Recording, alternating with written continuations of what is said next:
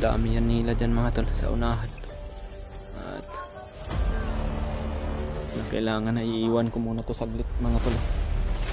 Pupunta po ako dun sa location na sa aking products.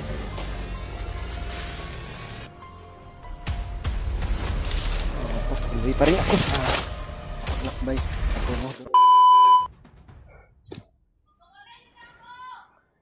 Mga tol, nakasunod pa rin po ako sa asawa ko mga tol. At wala pa rin po akong magawa dahil sinubukan ko po sana na iligtas siya. Dahil hindi ko na po matiis mga tol. At nadala po ako sa kuha ng aking damdamin mga tol. Kaya nagawa ko po kanina na iligtas ko sana siya. Nandun po sila sa bandang unahan mga tol. Medyo malayo lang dito, hindi na ako lumapit masyado mga tol.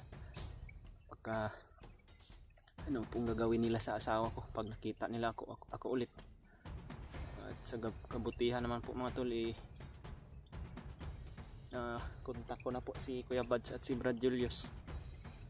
At mayroon na po kaming location na napag-usapan na doon kami magkikita. Ngunit malayo yun kunti dito mga tol, no? Ngunit pupunta po ako doon mga tol para magkita po kami. Dahil pag hindi po ako pupunta doon, baka mapaano pa sila dito mga tol, dahil marami din nakabantay dito. At kinakailangan din na maisipti ko muna yung kalagayan ng asawa ko bago sila makita ng mga kalaban mga tol, dahil delikado po pag nakita sila tapos hindi nila malusob agad mga tol ba. Kaya kinakailangan talaga na makita ko sila muna bago kami pupunta dito, dahil alam ko po kung ano po yung mga galawan ng mga bandido at kung saan sila nakaposting dito banda mga tol. Marami pa rin sila mga tol. Nagpadagdag po ng mga tauhan si Commander. At mas pinadamihan pa nila mga tol, dahil marami din akong nalagas kahapon ng mga tauhan niya. Ngunit lahat po nang nakakita sa akin mga tol, natudas ko po. Kaya hindi po sila nakapagsumbong sa Commander nila na ako po yung sumusunod sa kanila. Dahil pag nakita siguro nila ako mga tol, ako po yung nagtuda sa mga kalaban, baka napapaano pa yung asawa ko. Mali po yung naging desisyon ko kahapon mga tol. Ngunit nagsisihan ko naman po yun mga tol, no?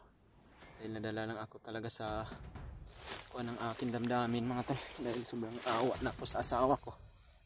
Sobrang lakas pa ng ulan kahapon mga tol. Kanina walang upay yung ulan mga tol. Ngayon lang huminto yung ulan.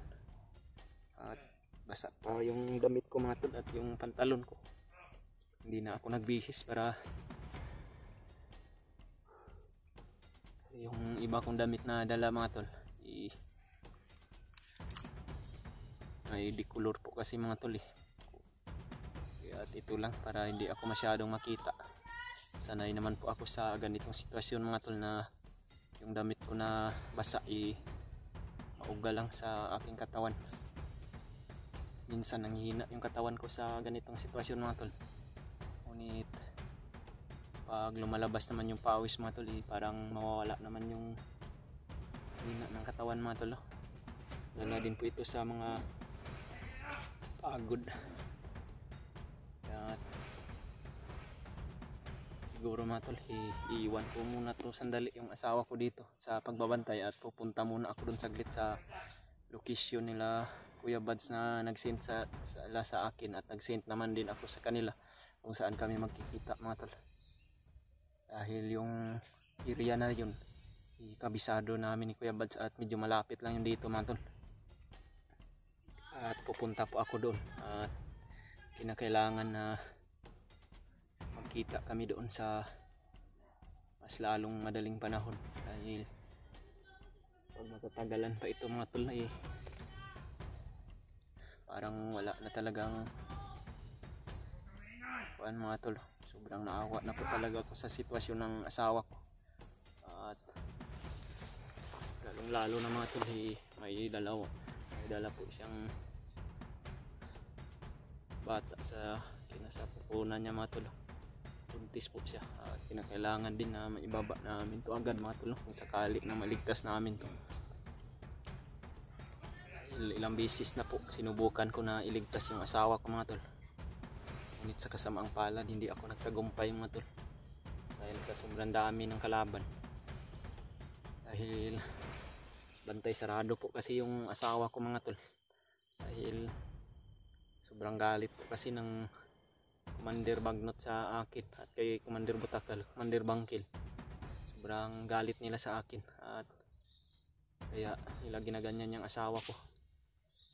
Maliban na lang sa ibang bihag mga tol, na hindi namin kilala o hindi namin kaano-ano ng mga hunter. Medyo maliit lang yung nakabantay mga tol. Hindi parihas sa mga pamilya namin, mga hunter o yung mga kasamahan ko na hunter. Iba po talaga yung pagbabantay mga tol sa ganitong sitwasyon mga tol. Kung gaya niyan mga tol, asawa ko, tapos malaki yung galit nila sa akin, kaya sobrang dami rin ang nakabantay. Kaya ano mang gagawin ko mga tol, ako yung mag-isa lang din, hindi ko talaga makaya mga tol, dahil sa tuwing kita nila na may lumulusob sa kanila mga tol, ay bigla naman silang tatawag sa mga kasamahan nila na nasa malapit lang din at magsilabasan mga tol. Sobrang dami papunta dyan sa kinaroroonan ng asawa ko, kaya hindi ko talaga mailigtas mga tol. Sana po magkita kami ni Kuya Bads at ni Brad Julius, ang ganun mailagtas ko po yung asawa ko mga tol, at may baba namin sa lalong madaling panahon, dahil nag-alala na rin po ako dun sa anak ko sa baba mga tol, dahil hindi ko po alam kung ano yung sitwasyon niya ngayon, dahil palagi niya akong hinahanap mga tol. Kontak ko po yung asawa ni Brandib at kinumusta ko po yung anak ko doon na si Jayon. Okay lang naman daw mga tol, ngunit minsan lagi po daw akong hinahanap at saka yung ina niya. At nalulungkot din po ako sa sitwasyon ng anak ko mga tol.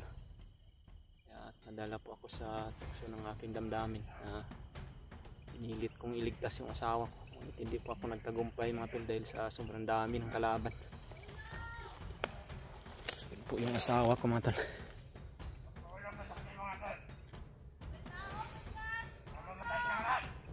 Laging humihingi ng tulong yung asawa ko mga tol, dahil nakita niya kahapon na mayroong gustong lumigtas sa kanya, ngunit hindi niya ako nakita mga tol, na ako po yung lumusob, dahil hindi rin po ako nagpakita sa asawa ko, para hindi rin siya mag-alala sa akin kung ano yung mangyari sa akin, dahil pinagbabaril nila ako kahapon mga tol at hinabol nila ako. Buti na lang nakapaghanda rin ako sa kahit anong mangyari dito, kaya nakawala rin ako sa kanila at nakapagtago ako, ngunit hindi ako lumayo sa kinaroroonan ng asawa ko mga tol, hanggang sa nakontak ko sila Kuya Bads sa Brad Julius.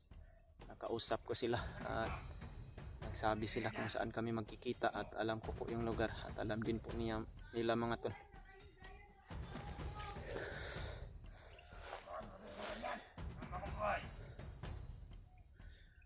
Sobrang dami yan nila dyan mga tol sa unahan, at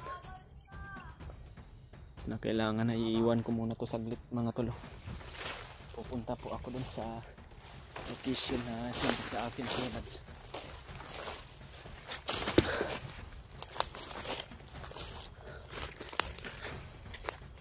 Malapit na pong dumilim mga tol.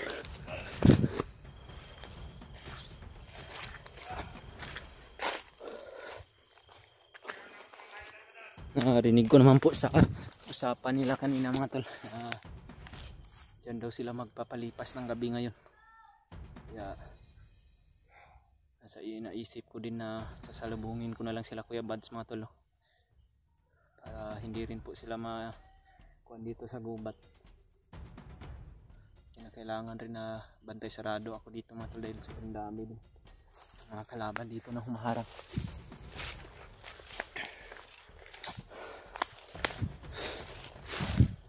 Sana po mga tol, i-share niyo po yung video na to sa mga kasamahan ko para makita rin nila kung ano na yung sitwasyon ko ngayon. At ipag-pray nyo na lang din po ako mga tol, at yung mga kasamahan ko na sana ligtas kami parati.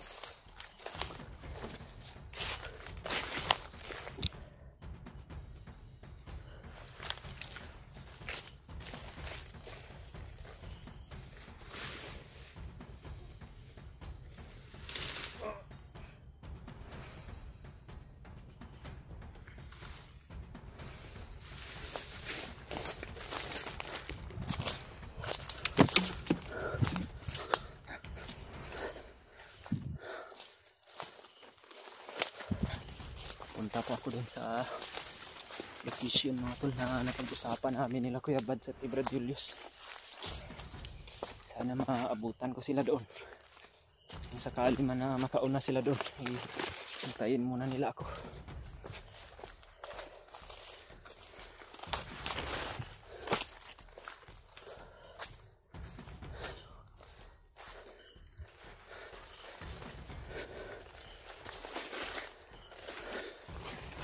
Nag-usap naman po kami kanina mga tol, sa ganitong oras kami magsisimula sa paglalakbay patungo doon sa location, yung medyo madilim na mga tol, para hindi kami makita ng mga kalaban. Sana po mga tol, ipagdasal niyo ako na makita ko doon sila Kuya Bads, at sabihin niyo rin sa kanila mga tol, kay Brad Julius at kay Kuya Bads, na papunta na ako dun sa location na napag-usapan namin. Sana po mga tol, malaman rin nila ito, dahil sobrang dami rin ng makalaban dito, at sana ligtas sila dun na makarating sa napag-usapan namin mga tol. Dahil kinakailangan talaga na magtagpo na kami mga tol, dahil hindi ko na talaga kaya yung sitwasyon na laging nakikita kong nahihirapan yung asawa ko na wala rin ako magawa. Gusto ko mang iligtas, ngunit hindi ko kakayanin mga tol. Pagpasensyahan nyo na yung mga desisyon ko na hindi rin sang-ayon sa mga kasamahan ko mga tol. Dahil nadala lang talaga ako sa awa at sa aking damdamin mga tol, na parang hindi ko na kaya yung sitwasyon mga tol. Panghinaan ako ng loob, dahil laging nasa isip ko, ako po yung gumawa ng mga ganito, kung bakit nagaganyan yung pamilya ko. Ngunit sa oras ng kailangan nila ako ng tulong, nahihirapan ako na gawin sa kanila, na tulungan ko sila mga tol. Dahil din po sa sobrang higpit ng mga kalaban mga tol, hinigpitan talaga nila, dahil malaki din yung galit nila sa akin mga tol, dahil nagbagong buhay ako, at yun naman ay hindi sila sang-ayon.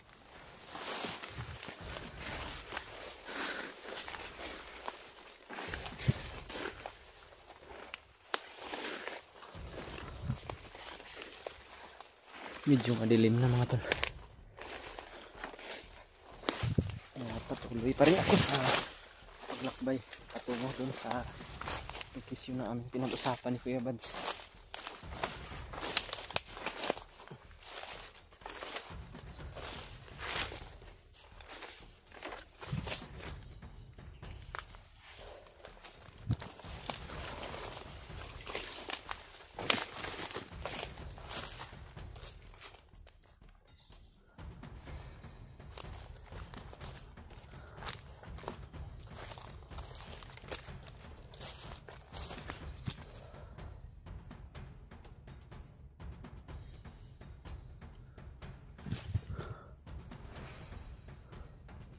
Maraming bandido mga tol doon sa unahan, kaya tuminto muna ako saglit para makapag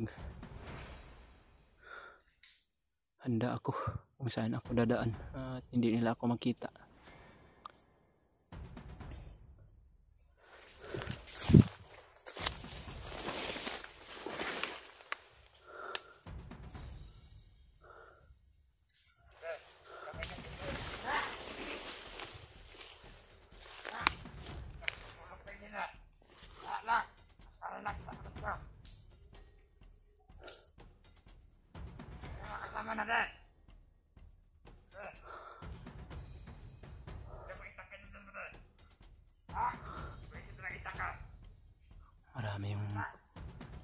lang sa daan mga tol.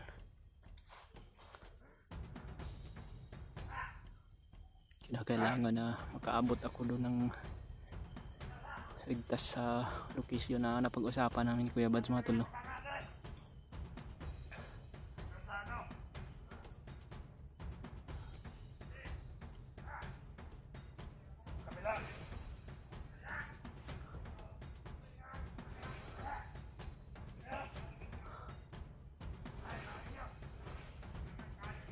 Marami sila mga tol.